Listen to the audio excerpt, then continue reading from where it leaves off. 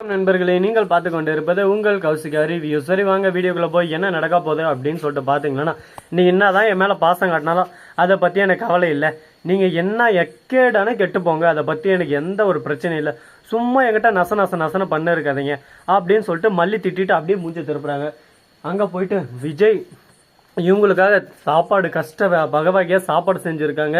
அது மட்டும் இல்லாமல் நிறைய சர்ப்ரைஸான கிஃப்டாலாம் எடுத்து வந்து கொடுக்கணும்னு சொல்லிட்டு ரொம்பவே ஆசைப்பட்டு எக்ஸைட்மெண்ட்டோடு இருக்காரு. ஆனால் நம்ம ராஜேஸ்வரி பேச்சை கேட்டு நம்ம மல்லி மூஞ்சில் அடிச்ச மாதிரி பேசுகிறாங்க. விஜய் மனசு உடஞ்சி போயிடுது. என்னடா இது, நம்ம என்ன தப்பு செஞ்சு ஏன் மல்லி இந்த அளவுக்கு கோவப்படுறா, நம்மளை பிடிக்கலையா மல்லிக்கு, என்னாச்சு அவளுக்கு அப்படின்னு சொல்லிட்டு புரியாமல் ஒரு பக்கம் குழப்பத்தில் இருக்காங்க நம்ம விஜய் நீங்கள் குழப்பமே பட தேவையில்ல, இது எல்லாத்துக்கும் சூழ்ச்சிகள்னு ஒன்று இருக்கும். சூழ்ச்சி பண்ணுறதுக்குனே ஒரு தீர்ப்பா எப்படியாவது அடுத்தவங்க குடும்பத்தை அடித்து பிடுங்கணும்னு சொல்லிட்டு அந்த ராஜேஸ்வரி தான். அந்த ராஜேஸ்வரியால் தான் இவ்வளோ பிரச்சனையே இப்போ வந்திருக்கு.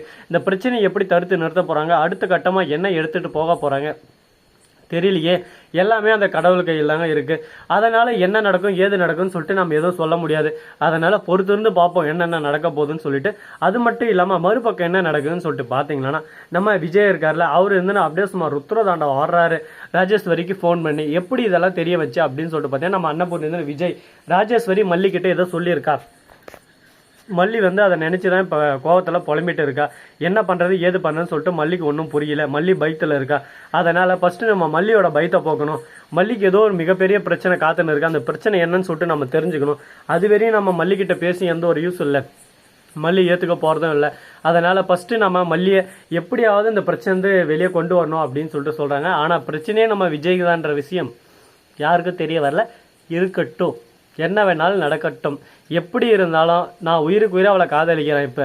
ஆனால் என்னை விட்டு அவள் எப்படி விலகி போகலாம் அப்படின்னு சொல்லிட்டு நீங்கள் யோசிக்கலாமாப்ல. என்ன பண்ணுறது, நான் அப்படியெல்லாம் கொஞ்சம் கூட யோசிக்கல. ஏன்னா அவள் என்னை உயிருக்கு உயிராக நினச்சி எனக்கு உயிராக என் கூடவே இருந்தா.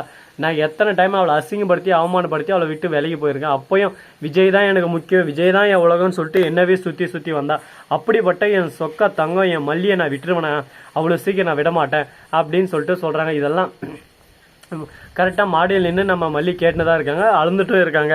ஐயோ என்னடா இது சோதனை, நமக்கு வந்த வேதனை, ஐயோ அப்படின்னு சொல்லிட்டு அழுந்துன்னு இருக்காங்க. ஏன் எதனால் அப்படின்னு சொல்லிட்டு பார்த்தீங்கன்னா, விஜய்க்கு அவரோட கஷ்டம். என்னடா மல்லி நம்மளை புரிஞ்சிக்க மாட்டேறாங்களே, நம்மளை புரியாத மாதிரி அவாய்ட் பண்ணுறாளா, இல்லை புரியாமல் தான் புரிஞ்ச மாதிரி அவாய்ட் பண்ணுறாளா, எனக்கு ஒன்றும் புரியல. ஏன் நம்மள மாதிரி ஆளுங்களை யாருக்குமே பிடிக்காதா அப்படின்னு சொல்லிட்டு விஜய் குழப்பத்தில் குழம்பி போயிட்டு இருக்காரு. விஜய் உங்களை பிடிக்கும், 100% பிடிக்கும் நம்ம மல்லிக்கு.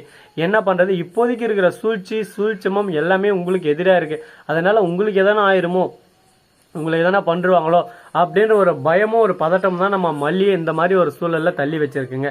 இதுக்கப்புறம் என்ன நடக்க போகுது ஏது நடக்க போகுது. அது மட்டும் இல்லாமல் நம்ம விஜய் இருக்கார்ல, சர்ப்ரைஸ் கிஃப்ட் எடுத்து போய் மல்லிகிட்ட கொடுக்குறாங்க. என்னன்னு சொல்லிட்டு பார்த்தீங்கன்னா, கரெக்டாக வெண்பாவும் ஆசைப்படுறா. நமக்கு 2 பேருக்கும் இன்னொரு குழந்தை வேணும், வெண்பாவுக்கு துணை வேணும், வெண்பாவுக்கு தங்கச்சியோ தம்பியோ வேணும் அப்படின்னு சொல்லிட்டு கரெக்டாக ஒரு பொம்மை டால் கொடுக்குறாங்க. அதை பார்த்ததும் நம்ம மல்லிக்கு புரிஞ்சிருது. இதற்கு தானே ஆசைப்பட்டேன் பாலக்கும் மாறேன். அந்த சமயத்தில் நம்ம மல்லி இதை வச்சு நம்ம இது பண்ணால் விஜய் நம்மளை விட்டு கண்டிப்பாக போயிடுவார். அப்போ நீங்கள் என்கிட்ட இதுக்காக தான் எதிர்பார்த்துன்னு இன்றைக்கெல்லாம் இவ்வளோ செஞ்சீங்களா, அப்போ என்கிட்ட அந்த தேவை இருக்கிறதுனால தானே இப்படி நீங்கள் வரீங்க, இந்த பிடிங்க எடுத்துக்கோங்க அப்படின்னு சொல்லிட்டு மல்லி கொஞ்சம் கோவப்பட ஆரம்பிச்சிடறாங்க.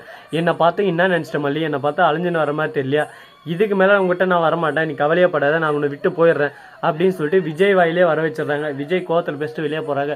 வெளியே போயிட்டு தப்பு பண்ணிட்டா இந்த மாதிரி நான் பேசிக்கவே கூடாது, மல்லி என்ன சுச்சுவேஷனில் இருந்தான்னு சொல்லிட்டு எதுவுமே புரியாமல் நம்ம பாட்டு கோவப்பட்டோமே அப்படின்னு சொல்லிட்டு திரும்ப வராங்க. ஏன்னா மல்லி அந்த மாதிரி அவர் எத்தனை டைம் சொல்லியிருக்காரு, அத்தனை டைம் மல்லி எவ்வளோ ஹர்ட்டாக இருப்பாங்க அதெல்லாம் யோசிச்சு பார்க்குறாரு. உடனே சரி ஓகே, நம்ம மேலே தான் தப்பு, நம்ம மன்னிப்பு கேட்கலாம் அப்படின்னு சொல்லிட்டு திரும்ப போய் மன்னிப்பு கேட்க போகிறாங்க. ஆனால் மல்லி ஏற்றுப்பாங்களா ஏற்றுக்க மாட்டாங்களான்னு சொல்லிட்டு தெரியல. பாப்பா என்ன நடக்க போகுதுன்னு சொல்லிட்டு. ஸோ நண்பர், இந்த வீடியோ பிடிச்சிருந்தா லைக் பண்ணுங்கள், கமெண்ட் பண்ணுங்கள், ஷேர் பண்ணுங்கள், டிண்டிங் பெல்ல தட்டி விட்டு போங்க. அப்போ தான் நாம் போகிற அடுத்தடுத்த வீடியோ உடனுக்குடன் வரும். மிக்க நன்றி, தேங்க்ஸ் ஃபார் வாட்சிங், டாடா, see you, நன்றி, வணக்கம், வந்தனம், வருக தருக.